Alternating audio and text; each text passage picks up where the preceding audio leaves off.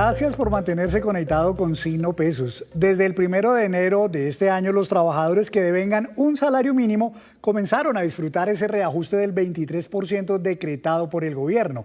Pero, ¿qué ocurre con los trabajadores que tienen salarios superiores? Pues para analizar este tema y las opciones que tienen las empresas, quiero saludar al doctor Juan Carlos Ramírez. Él es el presidente de la Federación Colombiana de Gestión Humana, ACRIP. Doctor, muy buenas noches, bienvenido a Sino Pesos.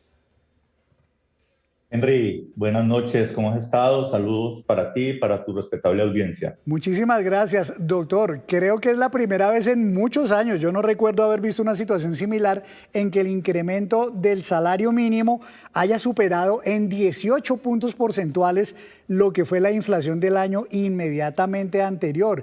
Y eso está generando algunos problemas en las empresas para los otros trabajadores que tienen salarios superiores a un salario mínimo.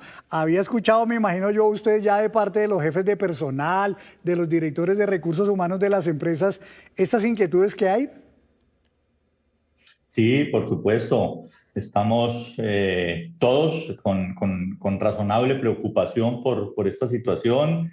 Las organizaciones obviamente están en acuartelamiento de primer grado buscando alternativas para tratar de absorber estos nuevos costos que les están generando las disposiciones del gobierno central. Pues hablemos un poquitín de la parte legal, doctor. Todos los trabajadores de salario mínimo, pues obviamente se les tiene que subir el 23% que ya decretó el gobierno nacional.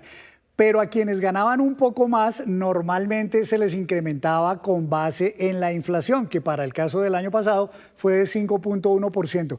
El problema, y usted me corregirá si estoy bien o mal, doctor, es que hay personas que ganaban un poquito más del salario mínimo, pero si solo se les subiera el 5,1%, quedarían por debajo del salario mínimo. A esos trabajadores habrá que subirles el 6, el 7, el 8, el 20%, de tal manera que queden al menos en el salario mínimo.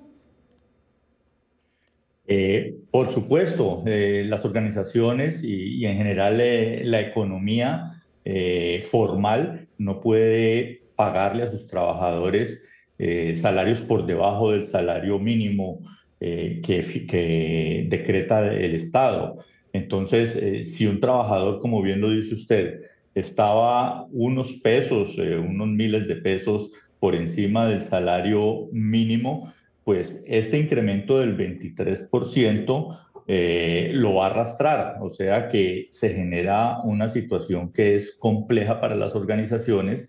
Normalmente las organizaciones manejan unas escalas salariales y esas escalas salariales van de la mano de las responsabilidades y de la función que están cumpliendo los colaboradores. En la medida que hay una mayor responsabilidad, pues normalmente hay un salario por encima de aquellos trabajadores que están en la base de la organización y es posible que para muchas organizaciones, cuando se hace ese incremento del salario mínimo, con el 23,7%, pues termina arrastrando a los trabajadores que estaban un poco por encima y el resultado termina siendo que quedan todos ganando el mínimo que fija la nación y esa escala salarial se pierde. Entonces allí se genera una situación compleja para las organizaciones porque tienen que buscar una alternativa para diferenciar el rango entre trabajadores que tienen mayor responsabilidad con los trabajadores que están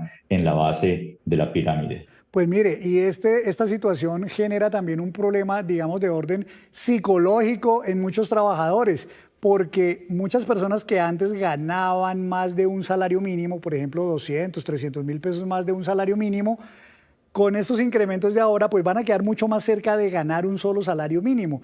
Y ya algunos sindicatos, por ejemplo, están diciendo, no, a todos incrementenles el 23% para que se conserve esa escala que usted decía. ¿Esto es fácil para una empresa, doctor, o es muy oneroso aplicarle el 23% de incremento a todos los trabajadores a fin de mantener, digamos, esa proporcionalidad en la escala salarial? Decimos aquí en el Valle que del cuero salen las correas. La plata sale hay que generarla. Y en la medida en que yo como organización incremento salarios en toda la escala, pues mis costos están creciendo también en la misma escala. Entonces, se genera una corriente alcista por más de que el gobierno quiera, por decreto o por vigilancia, tratar de frenar esos incrementos. Si como organización se decide hacer incrementos a todo nivel en esos porcentajes del 23%, pues los costos van a subir y eso se va a reflejar en el mercado. Ahora, eso tiene un efecto nefasto a nivel de temas de productividad y de competitividad. Cuando yo estoy como organización con mis productos en el mercado internacional y estoy compitiendo por poder poner mi producto en el exterior, entre comillas, por centavos de dólar, y mis costos crecen en una proporción importante, pues es muy factible que salga del mercado y mi producto no vuelva a ser apetecido por fuera. Entonces hay una situación bastante complicada para muchas organizaciones porque se ven abocados a hacer unos incrementos que no estaban en el radar de nadie y que están poniendo en calzas prietas a las organizaciones. Claro, y hay otra situación, mire, bastante paradójica, doctor Ramírez, y es el caso de los trabajadores que devengan el salario mínimo integral. Para claridad de los televidentes, un salario mínimo integral se tasa en 13 salarios mínimos. El año pasado eso estaba como en 18 millones de pesos, de manera que estamos hablando de trabajadores de ingresos altos. Y a estas personas, por lo que se tasa esa remuneración también en salarios mínimos, habrá que subirles 23% para que sigan quedando los mismos 13 salarios mínimos. Es así, ahí el incremento va a ser considerable porque les va a subir a más de 22 millones de pesos. Por supuesto, esa es la primera alternativa que se tiene. Muchas organizaciones están en esta situación de coyuntura buscando alternativas para deshacer la característica de salario integral, o sea, devolver a aquellos trabajadores que tienen salario integral mínimo o muy cerca del mínimo, devolverlos a lo que se llama salario nominal, pero eso pone en una situación compleja, pues porque lo primero que sucede es que eso tiene que ser de común acuerdo. Entonces, hay que convencer a los trabajadores sobre la necesidad de hacer esa reversión. Y segundo, así se logren los acuerdos con los colaboradores, pues hay una situación que se desencadena y es que las personas reciben hoy un número de pesos, un valor. Tú hablabas de 18 millones de pesos el año anterior, con la nueva característica del salario está por encima de los 22 millones de pesos, y entonces a ese valor, si retorno al salario nominal, pues el valor que voy a recibir mensualmente en caja es menor. Obviamente voy a tener unas primas, unas cesantías, una compensación, pero esa compensación me va a llegar en ciertas épocas del año, y normalmente la gente está acostumbrada a vivir con un valor o con un recurso que le está entrando mensualmente y su flujo de caja está organizado de esa forma. Entonces va a haber un impacto en el bolsillo que va a ser complicado. Pero de una o de otra forma, la situación más compleja está del lado de las organizaciones, que tienen que hacer maromas complejas para devolver a las organizaciones o absorber un enorme costo con el incremento de las personas que están en ese rango salarial. Claro, y hay algo, bueno, usted menciona una alternativa importante que están considerando muchas empresas para el caso de los trabajadores de salario mínimo.